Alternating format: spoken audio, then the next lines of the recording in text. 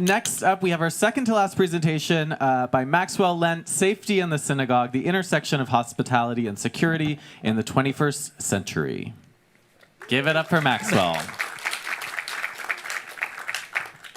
Hi, thank you for coming. Let's start off. I stepped off the bus in Mobile, Alabama. The sun was slowly setting on the bay. It was 6 o'clock on a summer The song you just heard, part of it at least, tells a story that can never happen today. A minyan is a quorum of 10 men required to say certain prayers, and the minyan man, a stranger to the Jews of Mobile, is a sort of mythical figure who completes the quorum for Shabbat services. The bond between the two men in the song is a sense that each man looked the same way too. These two men recognized each other based on the appearance alone, which was enough to bring the stranger to the synagogue. This was how synagogues in the United States operated for as long as Jews have been in America. Looking like you belonged was as much security as any synagogue ever needed, even during periods of discrimination and persecution. Minyan Man embodied something special about attending synagogue. The synagogue would always welcome any Jew for an authentic Jewish experience, and the idea of turning that kind of person away is unheard of. However, it is slowly becoming a reality here in the United States. The catalyst for the shift away from fully welcoming synagogues is the perceived and actual threats facing synagogues in the United States. In 2018, a shooter entered the Tree of Life synagogue in Pittsburgh and killed 11 congregants. In 2022, a man entered a synagogue in Colleyville, Texas, and took congregants hostage for 11 hours. And in 2019, a gunman entered a synagogue in Poway, California, killing one congregant and injuring 3 others. The threats posed to synagogues are serious. However, most anti-Semitic incidents come in less life-threatening forms. Recently, they have included graffiti, harassment, and fake bomb threats. Synagogues are the site of expression of Jewish pride, and security is turning those expressions of pride inside out. In that vein, many synagogues have recently invested in beefing up security, including more armed guards. People are frightened and feel the need to do something about it, which has widely manifested in an increased external appearance of its security. Synagogues are community centers, and the look the same way too approach is much more welcoming than the intimidating security.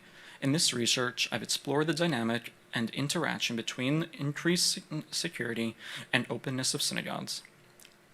To help explore this dynamic, I've created this matrix to map out how the security mechanisms employed on a scale from invisible to visible impact the openness of a synagogue on a scale from unwelcoming to welcoming. Invisible means something not seen at all, or something that is seen, but the security benefits are unseen, while visible is something that perceptively shows a security purpose. Welcoming and unwelcoming keep their classic meaning. How likely is this synagogue measure to make a prospective congregant feel welcome or unwelcome in the space? I ultimately propose crisis architecture as the paradigm for security. Crisis architecture is a framework to help create spaces where security infrastructure is incorporated into the design of the space rather than retrofitted on. The idea is that the more the occupants of a space see security features, the more anxious they get about security, and the more security is beefed up to make people feel safer, and the vicious cycle continues. In fact, scholars have hypothesized that a place of worship's perception of future victimization risk showed a significant positive association with the presence of security measures and can help explain why congregations seemingly react irrationally to perceived future threats. Crisis architecture directly downplays the markers of beefed up security and therefore downplays the fear. Second Amendment tats is a term coined by Rabbi Daniel Bogard of Central Reformed Congregation, St. Louis, Missouri. He says that there will always be some trade-off when it comes to paying for guard presence and security. He was referring to the financial trade-off of security for community programming, but the trade-off can take many forms, and retrofitted security measures can cost congregations more when not factored into original building costs. Coincidentally, his synagogue is a great example of crisis architecture. The benches surrounding the property, which you can see here, are actually bollards. They protect the building, but don't appear to be for security purposes. Congregation Beth Shalom, or CBS in Lawrence, New York, is a great example of how to be safe and welcoming. However, without any architectural interventions or crisis architecture, it ultimately must rely on external security infrastructure. CBS's security infrastructure starts out with the entrances. While the building has 2 entrances from the outside, the front entrance, which you saw on the last slide, is permanently locked. Instead, everyone must enter through the ADA-compliant main entrance at the back of the building. Crowd control is important here, since regular attendees for Saturday services can number in the hundreds, not to mention the hundreds more that might show up to use the ballroom, which the synagogue rents out for events. There are always 2 or 3 plainclothes security guards around the property. You can see them here in this Google Street View image. They're the 2 men wearing suits at the bottom. There is no fence around the property. Staunch opponents said it would make the place look like a jail. In any case, the guards see each person entering the building, and they'll be on the radar of the congregant-run security team, which is on the lookout for things out of the ordinary on the inside. This laid-back approach is possible for 2 reasons. First, Jews are heavily integrated into the fabric of the town and generally feel very safe there. Where people feel unsafe in the broader community, they may implement greater security, which will amplify feeling unsafe and lead to even more unnecessary security. Second, the security team has enough authority within the community to assuage people's fears. The congregation's trust in them is extremely strong. One former congregation president told me that he had no issue with any increase in security if the security team felt it was necessary. To date, they have actively fought to beef up security. Further, the security team's mandate is to keep the peace and help in medical emergencies rather than to repel outsiders. So I will put CBS here on the matrix. The security is visible, the show of force is minimal, and the synagogue remains welcoming. Central Reformed Congregation goes in invisible and welcoming because the security features blend into the background and do not deter potential congregants from entering. Moving on, European fortress synagogues were allegedly built in the style of military fortresses, effectively keeping congregants in and enemies out. I say allegedly because the truth is that the fortress look was just a stylistic choice. The fortress synagogue legend persists because, as Vlad Levin puts it, it unites 2 contrasting notions, the notion of peaceful prayer and divine service, and the notion of armed struggle. This is the epitome of visible and unwelcoming, as the walls keep outsiders out, which is unwelcoming by definition, and the walls are clearly part of the security apparatus. American synagogues recently picked up on the idea of fortress synagogue by increasing imposing security measures. Synagogues have implemented at least one of the security options listed here, sometimes employing several incongruous methods, all from different quadrants on the matrix. As one security expert put it, security features bolted on after the fact often look fortress-like and emphasize that the potential threat is high, eliciting an emotional fear response that can have negative impacts on performance and productivity.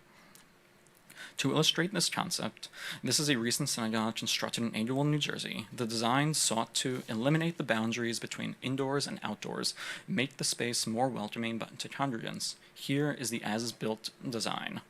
Here is the building with a fence added a few years later for increased security and exclusivity. This fence happens to be non-intimidating, but other congregations have proposed adding fences ranging from what we see here to imposing walls. The academic literature heavily focuses on security as a mind game. In one work, the author explored security in the post-9/11 world and found an increased level of anxiety about security. Astutely, they asked, at what point does a reaction to a threat become excessive or even delusional? And then there's the impact of world events on American synagogues since the Hamas attack on October 7th. I heard this repeatedly from my interviewees who expressed that Jewish communities in the U.S. are more unsafe than ever before. Whether this is reality is besides the point. Congregations are now feeling pressure, acting accordingly, and adding to communal anxiety. Every institution, Jewish or otherwise, grapples with these issues. For example, public libraries are accessible to all and have minimal but visible security. Schools restrict entry to certain people, and gyms restrict entry to paying customers. Based on their unique function, all these spaces must consider how to balance inclusivity and security. As for the potential risks that would require heightened security, the truth is the stakes are high in life. Attending synagogue is risky, but so is attending public school, given recent school shootings, and driving a car, given driving death rates. For synagogues, the stakes are perfectly encapsulated in this quote. Adding to the agony, I open the doors of my synagogue and unknowingly welcome the individual who would later attack me and my fellow congregants. That I open the door will always weigh heavily on me. Still, I remain committed to the idea of welcoming and caring for the stranger and living that value. So what can we do? Unfortunately, I have no clear answer, but what has become clear to me is that increased security, or the increased feelings of security, isn't the only answer, and it is time to intentionally explore the options and tailor the approach for each synagogue. The song Minion Man ends with the idea that its story is no longer possible. While thankfully synagogues are thriving, the atmosphere that the song is so nostalgic about could be wiped away entirely if nothing is done to change the trajectory towards Fortress Synagogue. Thank you.